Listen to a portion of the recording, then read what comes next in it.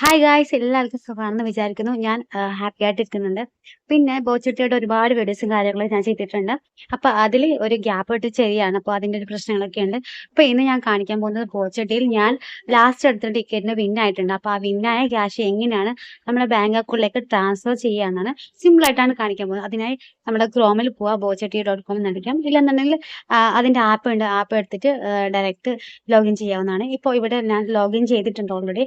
പാസ്വേഡൊന്നും കൊടുക്കേണ്ട ആവശ്യമില്ല. ഞാൻ ആദ്യം തന്നെ പാസ്വേഡ് സേവ് ചെയ്ത് വെച്ചതുകൊണ്ട് രണ്ടാമത് കൊടുക്കേണ്ട ആവശ്യമില്ല.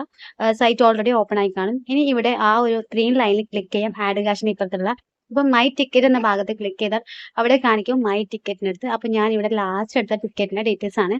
ഇവിടെ എൻ്റെ 100 രൂപ ക്രെഡിറ്റ് ആയിട്ടുണ്ട്. ബാക്കി ഇവിടെ കാണിക്കുന്ന ആ ഡീറ്റെയിൽസ് ഒക്കെ ഞാൻ എടുത്ത ടിക്കറ്റിൻ്റെ കാര്യങ്ങളാണ്. അപ്പോൾ ഇതുവരെ എടുത്ത ടിക്കറ്റിൽ ഞാൻ ചിലത് വിൻ ആയിട്ടുണ്ട്, ചിലത് വിൻ ആയിട്ടില്ല. അപ്പോൾ ഞാൻ വിൻ ചെയ്തിട്ടുള്ള ക്യാഷ് ഇന്ന് 100 രൂപ ഇന്നലെ അടിച്ചത് കൊണ്ട് ഇന്ന് എടുക്കാൻ പോവുകയാണ്. അപ്പോൾ അതിൻ്റെ PDF കാര്യങ്ങളൊക്കെ ഇപ്പോൾ അപ്ഡേറ്റ് ആയതുകൊണ്ട് വരുന്നുണ്ട്.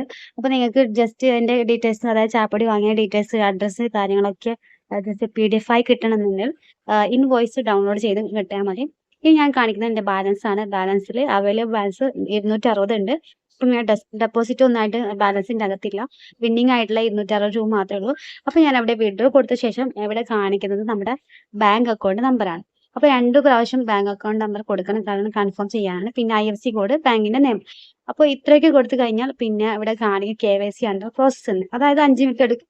ഇനി വീണ്ടും എന്താക്കാം, മൈ ടിക്കറ്റിൽ പോകാം, മൈ ബാലൻസിൽ ക്ലിക്ക് ചെയ്യാം. വിഡ്രോ എന്ന് കൊടുക്കുമ്പോൾ ഇവിടെ നമുക്ക് കാണിക്കും 100 ആണോ 200 ആണോ 500 ആണോ, അപ്പോൾ എത്രയാണോ എമൗണ്ട് നമ്മൾ ബാലൻസ് നമുക്ക് വിഡ്രോ ചെയ്യുന്നത് ആ ഒരു എമൗണ്ട് കൊടുക്കാം. ഇവിടെ ഞാൻ ജസ്റ്റ് തൽക്കാലത്തേക്ക് കാണിക്കാൻ വേണ്ടി 10 രൂപ കൊടുത്തിട്ടുണ്ട്. എന്നിട്ട് സബ്മിറ്റ് ബട്ടൺ കൊടുക്കുകയാണ്. സബ്മിറ്റ് ബട്ടൺ കൊടുത്ത് അവിടെ അതിൻ്റെ ഇടയ്ക്ക് പേയ്മെൻറ്റ് ഓപ്ഷൻ ഉണ്ട്. അത് ഓൾറെഡി നമ്മൾ ചെയ്തു വെച്ചുകൊണ്ട് എനിക്ക് അതിൻ്റെ ആവശ്യമില്ല.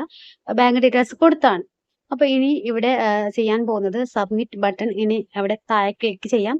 ആ കൊടുക്കുന്ന സമയത്ത് ഇവിടെ കാണിക്കുക your amount will be credited within 48 hours. അപ്പോൾ 48 മണിക്കൂറിനുള്ളിൽ നമ്മുടെ എമൗണ്ട് നമ്മുടെ ബാങ്ക് അക്കൗണ്ടിലേക്ക് ക്രെഡിറ്റ് ആവുന്നതാണ്. അപ്പോൾ ഇത്രയൊക്കെ ഉള്ളൂ. വിഡ്രോ ചെയ്യാൻ സിമ്പിളാണ്. അപ്പോൾ ഞാൻ ബാക്കിയുള്ള ബാലൻസ് കാണിക്കാം. 250 ഉണ്ട്, 260 ഉണ്ടായിരുന്നു. അപ്പോൾ ഈ ഒരു ബാലൻസ് നമുക്ക് ഡീറ്റെയിൽ ആയിട്ടുള്ള കാര്യങ്ങളൊക്കെ കാണണം, അല്ലെങ്കിൽ ട്രാൻസാക്ഷൻ ഹിസ്റ്ററി കാണുന്നുണ്ടെങ്കിൽ ജസ്റ്റ് ഇവിടെ ക്ലിക്ക് ചെയ്യാം. അതിൻ്റെ ട്രാൻസാക്ഷൻ സമ്മറി ഒക്കെ ഇവിടെ കാണും. ഇവിടെ ഞാൻ കൊടുത്ത വിഡ്രോ റിക്വസ്റ്റിൻ്റെ സമ്മറിയാണ് ഇവിടെ 10 രൂപ ഞാൻ കൊടുത്തിട്ടുള്ളൂ. ജസ്റ്റ് നിങ്ങൾക്ക് കാണിക്കാൻ വേണ്ടി മാത്രമാണ്. ബാക്കി 250 രൂപ ഇതിനകത്ത് തന്നെയുണ്ട്. ഇനി പേയ്മെൻറ്റിൻ്റെ ഹിസ്റ്ററി നോക്കണം, അല്ലെങ്കിൽ പെൻഡിങ് ആയിട്ടത് ഫയൽ ആയിട്ടുള്ള എന്തെങ്കിലും കാര്യം അറിയണമെന്നുണ്ടെങ്കിൽ ജസ്റ്റ് ഇവിടെ തന്നെ ക്ലിക്ക് ചെയ്യാം.